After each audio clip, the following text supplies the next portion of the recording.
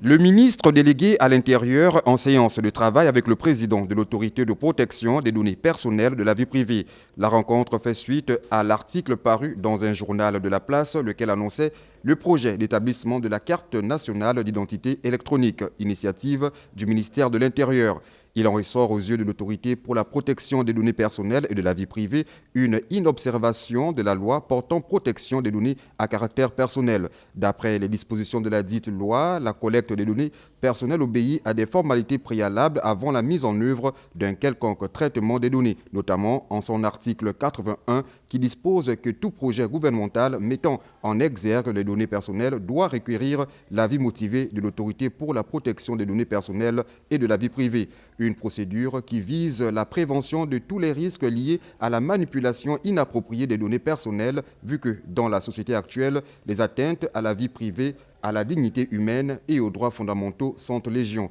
C'est dans ce contexte de vice de forme que l'autorité pour la protection des données personnelles et de la vie privée s'est autosaisie en conviant le ministère de l'Intérieur à l'effet d'apporter plus ample clarification sur le traitement des données envisagé dans le projet de production de la carte nationale d'identité électronique. De manière claire, nette et précise, il est question au cours de cette séance de travail pour l'APDPVP de connaître la motivation de la collecte, le lieu de stockage des dites données pour mieux cerner les contours de leur sécurisation, des politiques de confidentialité et partant de la finalité de la collecte des données qui va encadrer l'opération à venir d'établissement de la carte d'identité électronique. Réceptif, le ministre réaffirmant l'intérêt pour le gouvernement de lutter contre les diverses atteintes à la vie privée entend rendre légale la procédure attaquée en prenant en conséquence un arrêté portant délivrance de la carte d'identité nationale électronique. Ce dernier sera transmis à l'APDPVP conformément aux dispositions de la loi relative à la protection des données personnelles et de la vie privée.